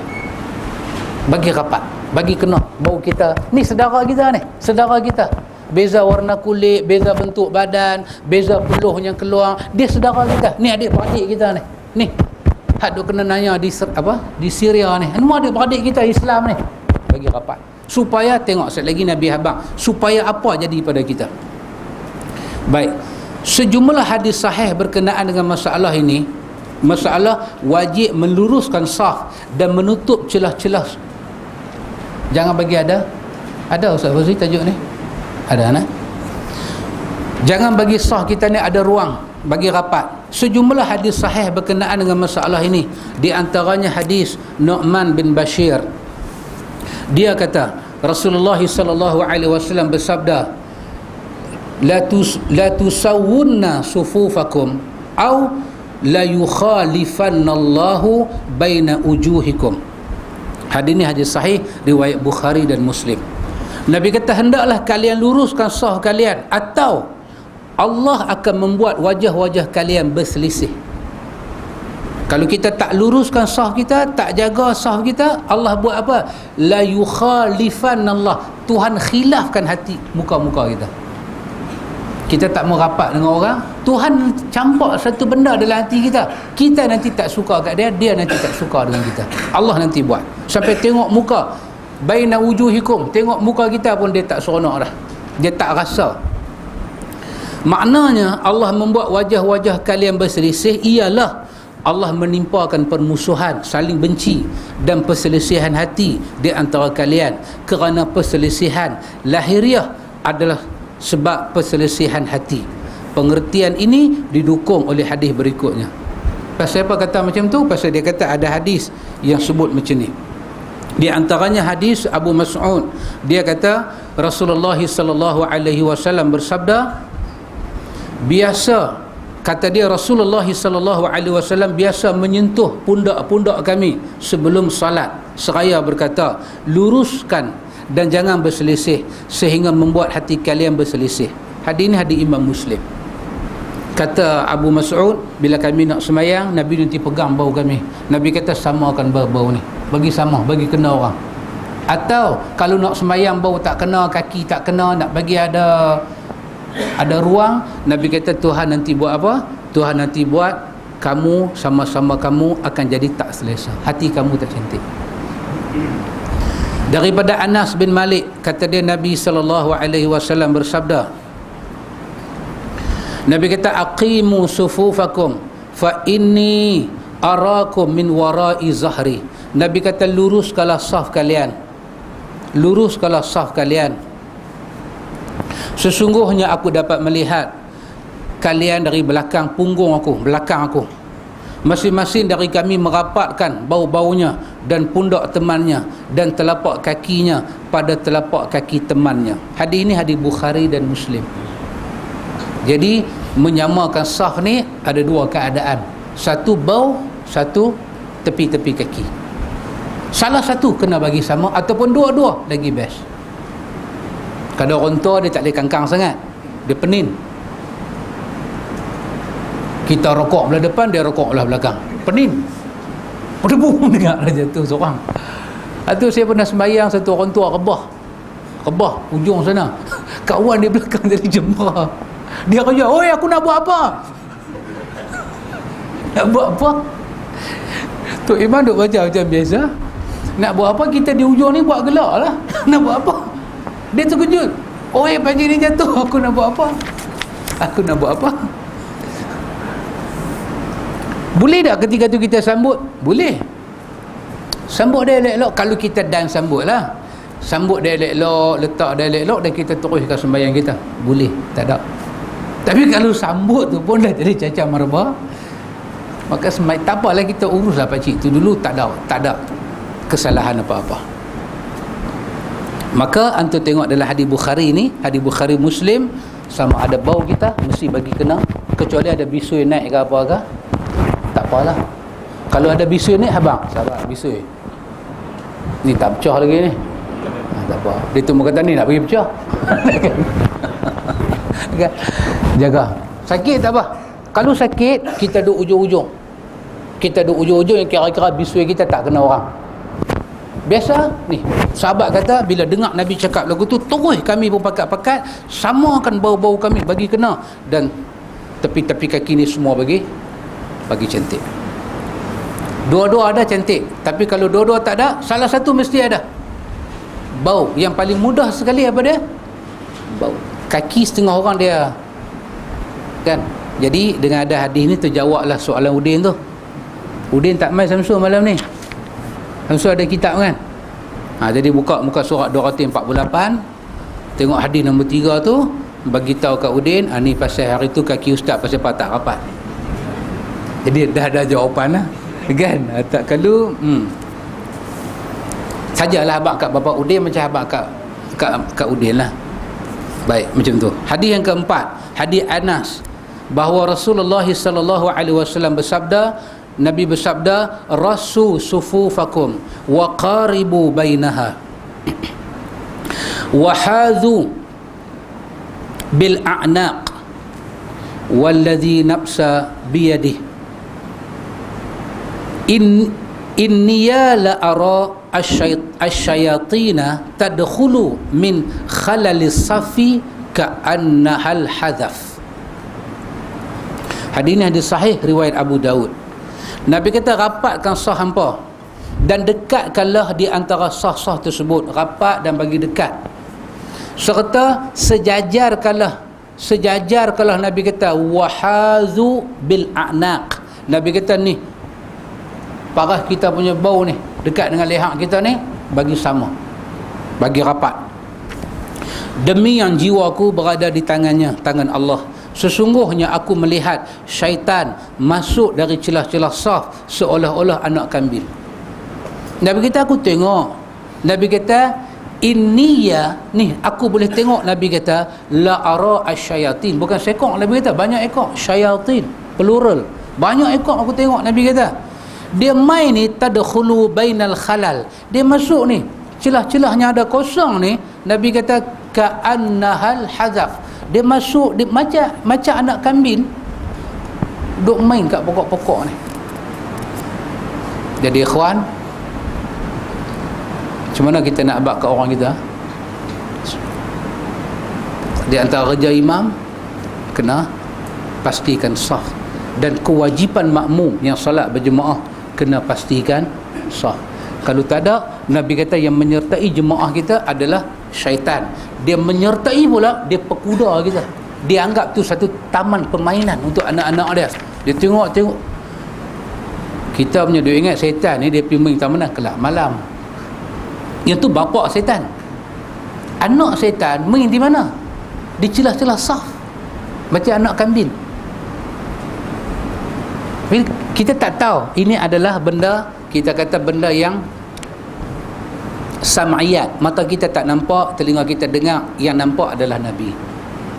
Dan kita tahu Nabi tak pernah bohong pada kita.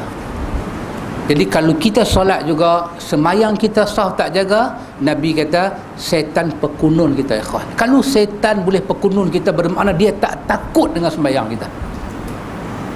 Dia tak ada heran semayang kita tak buat dia gerun. Kan semayang ni, apa gambar dulu, apa nama apa lu? Ilmu Teluh. Ada biasa tengok? Pakcik ada biasa tengok? Oh tak biasa ni Ilmu Teluh. Tak ada sabar. Kalau tak ada geng dulu Indonesia punya gambar ni, mati kan, dia tak boleh makan sate pakai, dia tak boleh makan sate dengan batang apa lidi tu. Dia makan sate kena buang, susuk dia jatuh. Dia pergi makan sekali, susuk dia jatuh, lepas tu dia mati. Dia mati pasal laba-laba Spiderman dah masuk dalam ayak dan minum, mati. Jadi kucing hitam sudah pergi langkah, bangkitlah balik jadi hantu. Dia duduk cekik banyak orang, tengah makcik itu duduk sembahyang, dia tak boleh cekik. Dia nak kuku dia tak potong berapa lama tu. Dia lagu duduk main, makcik itu duduk Allahu Akbar, Sami Allahu liman. Dia nak pergi tak boleh, dia nak pergi tak boleh. Dia ria dia pergi. Maknanya sembahyang makcik itu ada power. Nabi bagi tahu tu satu orang sembahyang ada power.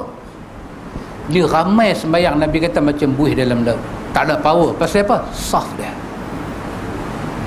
Kalau lepas sembahyang tu kita riau Allahu Akbar, setan gelak aja. Lo taman hiburan, setan kata. Taman hiburan untuk anak-anak kami. Hak bapa setan pergi kelak malam, anak-anak dilepas main masjid. Allahu Akbar, ikhwan. Bukan siapa-siapa kata, yang kata benda ni siapa dia? Nabi sallallahu alaihi wasallam. Kita tak tahu dah, ikhwan, macam mana kita nak cakap lagi. Kita baca hadis ni, kita perhabis hadis ni. Hadis ni daripada Ibnu Umar radhiyallahu anhuma, dia kata Rasulullah bersabda, Nabi kata aqimus sufuf wa hadhu bainal manakib wasuddul khalal walinu bi aidi ikhwanikum wala tazaru furujatin lisyaitan wa man wasala saffan wasalahu Allah wa man qata'a saffan qata'ahu Allah. Hadis ini hadis hasan riwayat Imam Abu Daud. Nabi kata tegaklah saf sejajar dengan bau-bau hampa, tutuplah celah-celah yang kosong, lembutkanlah diri hampa untuk disentuh tangan-tangan saudara hampa. Jangan biarkan celah-celah untuk dimasuki syaitan. Barang siapa yang menyambung saf, maka Allah menyambungnya. Barang siapa memutus saf, maka Allah memutuskannya. Kita punya duk belajar, ikhwan, macam manalah nak bagi anak-anak kita ni duk pelan besar, duk berkelahi macam anjing dengan kucing kita ni. Rupanya tempat nak bagi lembut hati itu bukan dekat ayat penawar, duk ada pada sah solat. Bawa anak kita main salat, betulkan sah dia. Nabi kata hati dia tak berselisih. Ni pemimpin hati-hati duk fikir macam mana nak bagi orang Melayu ni bagus. Ajak orang Melayu main semayang, betulkan sah orang Islam. Gamaknya orang atas kita ni tak belajar macam kita belajar tu. Kekuatan kita ni, kita ekonomi kita kena bersatu, jangan berdua nama dia khalwat, kita kena bersatu padu ni. Pasal apa hadis ni dia tak nampak Tentu wakil rakyat ke, memang parlimen ke, dia ziarah kampung dia ziarah tempat duk undi dia. Assalamualaikum, saya nak kampung ni bersatu hati. Maka tak ada cara nak bersatu hati di atas lidah Rasulullah kekasih Allah, kena mengimarahkan masjid, jaga saf. Dia pun tak berani cakap lagu tu pasal apa? Pasal dia pun takut penghuni tanya, hang sembahyang di masjid mana? Soalan tu kalau mai dia jadi macam mana? Hak raja tu mimpi kan. Dia kata betul-betul bukan kena muka saya, CP. Dia kata CP. Ada kalau CP dia kata Tuan Sultan nanti kena demam malaria. Masa tu tak ada apa? Denggi tak ada lagi.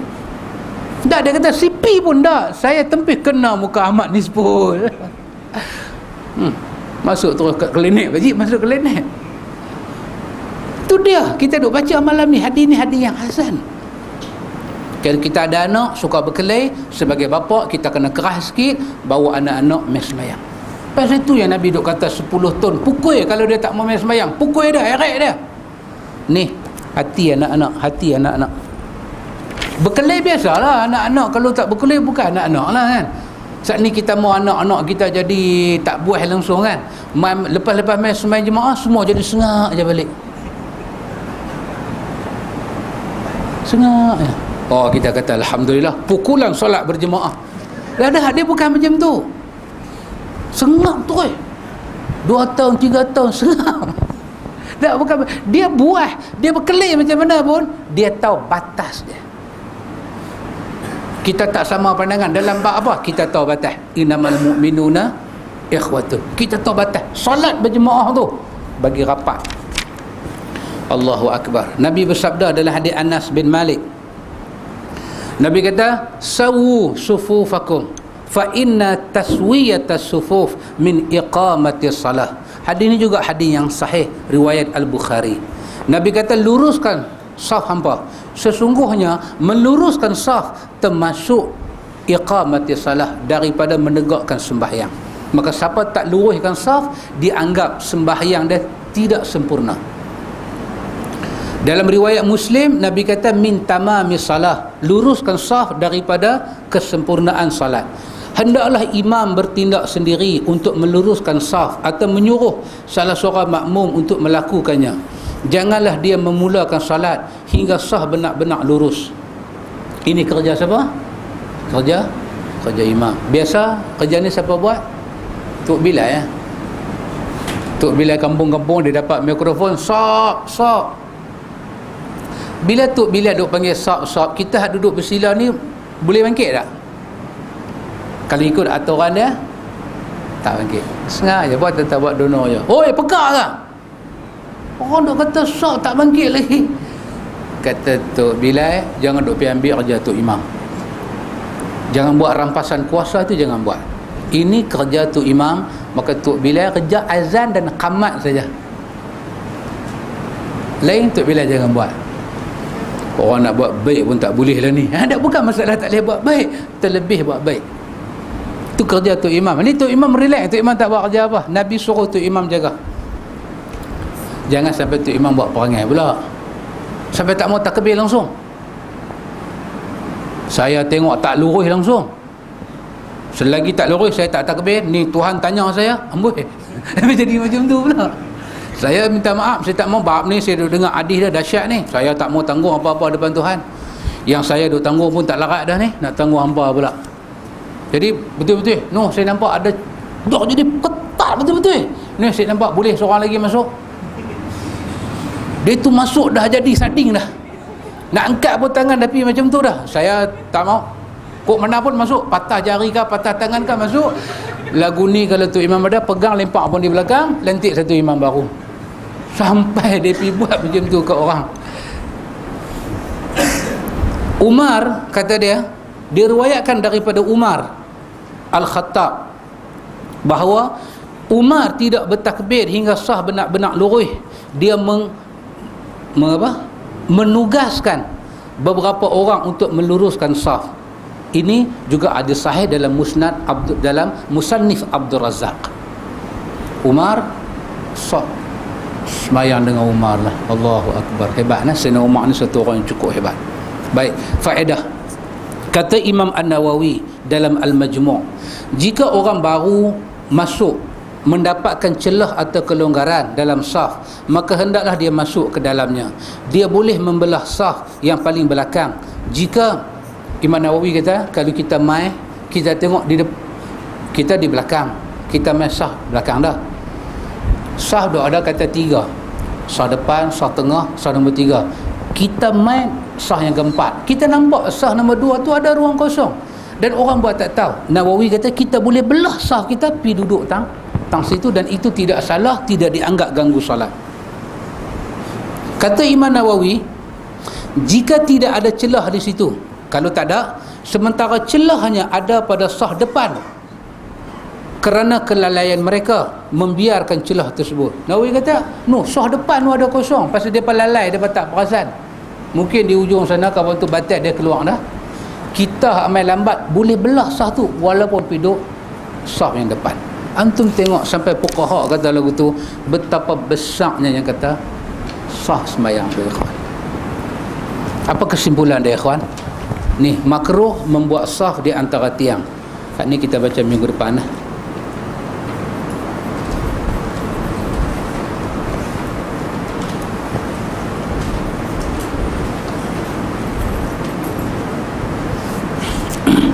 Kesimpulan dia apa, ikhwan?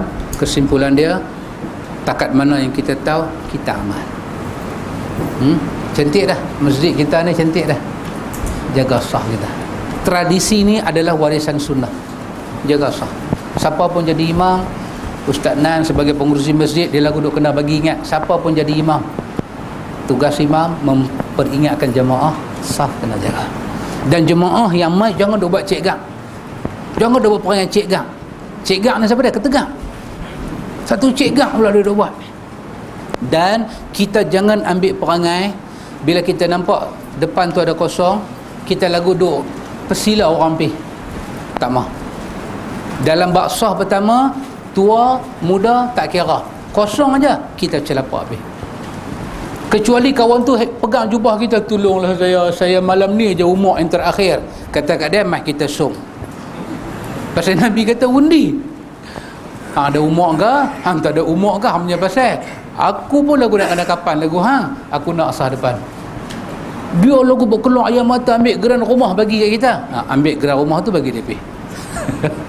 Dia pun nak meninggal dah. Ambil. Kita jangan buat macam tempat-tempat lain.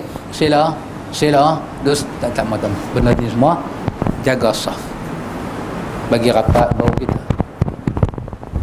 Kalau bau pun rapat, tepi-tepi pun rapat, alhamdulillah.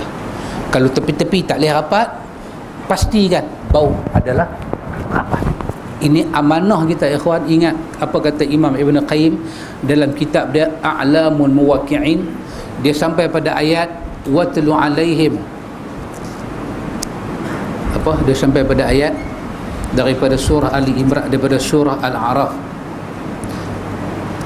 ayat tentang allazi atainahu ayatina fansalakha minha faatba'ahu syaitan fakana minal ghawin. Kan di hujung ayat tu Allah kata famathaluhu kamathalil kalb, umpama depa ni macam seekor anjing. Siapa dia? Orang yang Allah bagi ayat-ayat Allah kemudian dia berpaling, dia tak ikut. Di ujung tu Allah kata depa ni seperti mana anjing, in tahmil alaihi yalhas au tatrukhu yalhas. Anjing ni kalau hang buat tak tahu kat dia pun, lidah dia sentiasa keluar. Kalau hang halau dia pun, lidah dia sentiasa keluar. Ini ayat 175 daripada surah Al-A'raf. Imam Ibn Qayyim dalam kitab dia A'lamul Muwaqqi'in, dia buat sikit huraian. Dia kata apa? Inilah satu penghinaan daripada Allah Ta'ala kepada orang-orang yang ada ilmu tapi tidak mengamalkan ilmu dia. Nilai mereka di sisi Allah seperti mana seekor anjing yang tak pernah puas.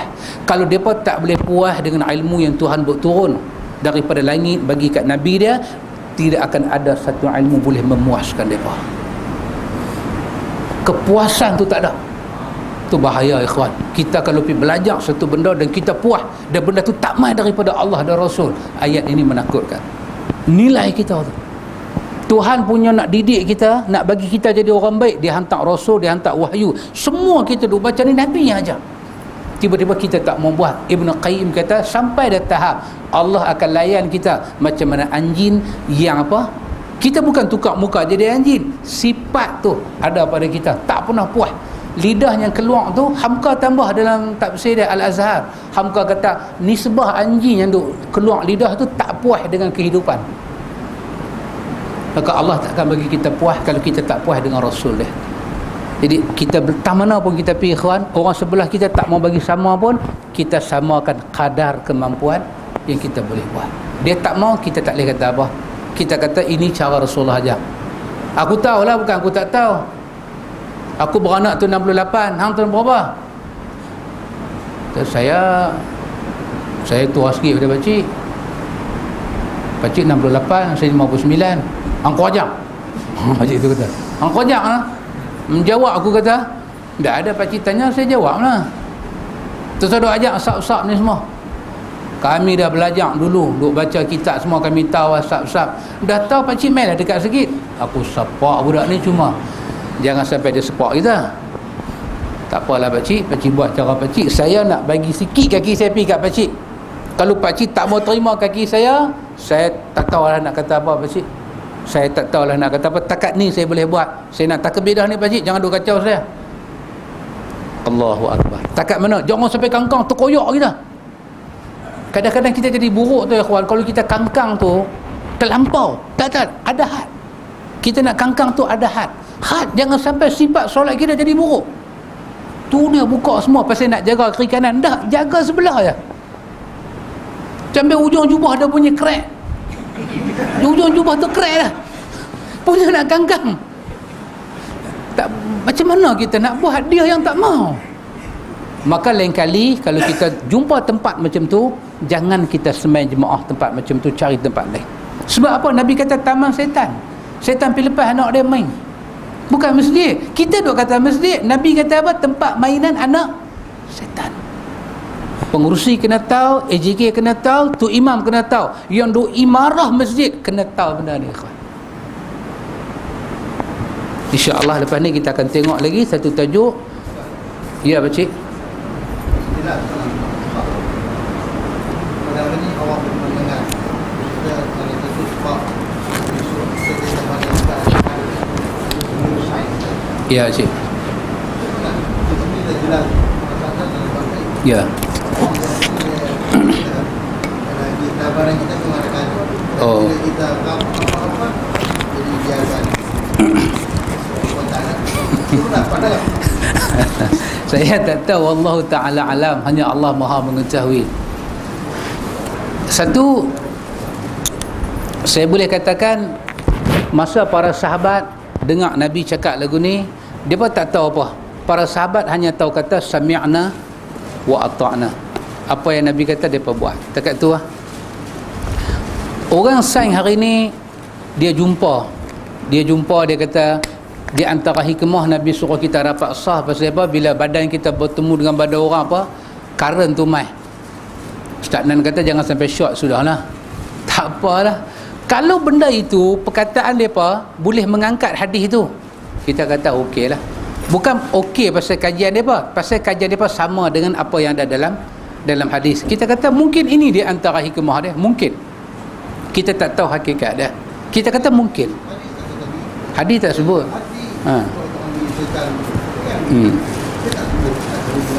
Ya. Mungkin lah. Cara kita lah, cara Nabi lah. Dan Nabi kata lagu tu. Nah, itu lagi sekarang. Dan ni juga kalau kita jumpa wakil-wakil rakyat, pasti hadis yang kita nak baca kat mereka yang ni. Hampa duk bimbang orang Melayu tak ada tu, orang Melayu tak ada ni. Hampa bimbang tak orang Melayu? Hampa tahu tak pasal apa orang Melayu tak boleh bersatu? Hampa tahu tak? Ni. Satu, pasal tak sembahyang. Kalau tak sembahyang, sah nak buat macam mana? Yang kedua, mai sembahyang tapi tak jaga ada adab dalam masjid. Ada adab sah. Dia bukan benda kecil. Nabi kata Allah Ta'ala selisihkan hati kita. Inilah duk jadi dengan kita. Pasal tu Islam pakcik, dia tarbiyah daripada awal bawah naik atas. Manakala kapitalis dengan sekular ni, dia ambil daripada atas ke bawah. Islam daripada bawah naik ke atas macam pokok. Kapitalis dia daripada atas, dia pegang yang atas dulu. Dia kata kalau atas ni boleh dapat, kita dapat semua. Kita kata tak mesti. Berapa banyak orang elok tiba-tiba pergi dapat jawatan besar-besar, jadi tak elok. Kita bina anak-anak kita daripada bawah, bina akidah dia, dia kenal agama dia. Besok dia jadi apa-apa, dia pegang jawatan apa, dia tak lupa dengan agama dia. Tarbiyah kita daripada bawah naik ke atas. Jadi kalau ada orang tak nampak macam kita, dia akan tak nampak. Ini cara kita nampak, pasal Nabi sebut. Orang kita nampak nak satu orang Melayu macam mana? Kena buat sambutan maulud, kita kena ramai-ramai menyatukan orang Melayu. Lepas tu balik tak sembahyang jemaah pun. Kita kata tak ada riwayat orang Melayu boleh disatukan dengan sambutan maulud.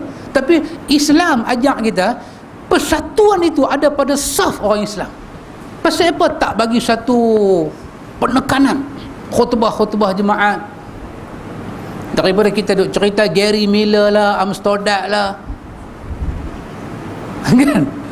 Tapi kita baca khutbah, walaupun kita ulang tajuk berminggu-minggu, sampai satu jemaah kata apalah khatib, minggu sudah pun tajuk ni lagi, takkan minggu depan pun tajuk ni lagi. Kita kata aku nanti baca tajuk ni sampai hang reti apa itu sah, sampai kena cerita dengan ayat muka, bagi nampak takut, bagi nampak. Cerita pasal sah lembek. Kita kena jaga sah kita, ya. Orang Melaka, kalau sah kita tak betul, ya, nanti hati kita tak sama-sama. Kita ni kena sama-sama. Mau dengar pula orang Pulau Pinang, ni pasal Korea ni duk merebek mentah ni. Tak bolehlah baca macam tu. Benda penting, baca kena nada penting lah. Bagi tahu penekanan. Ni Nabi kata, ni Nabi kata, ni hadis sahih. Dungguk habis dalam kepala otak kita. Orang putih kata short but sweet. Short but sweet. Saya tak mau terjemah, balik pergi tengok kamus kata apa. Wallahu a'lam. Subhanakallahumma wa bihamdika asyhadu an la ilaha illa anta astaghfiruka wa atubu ilaik.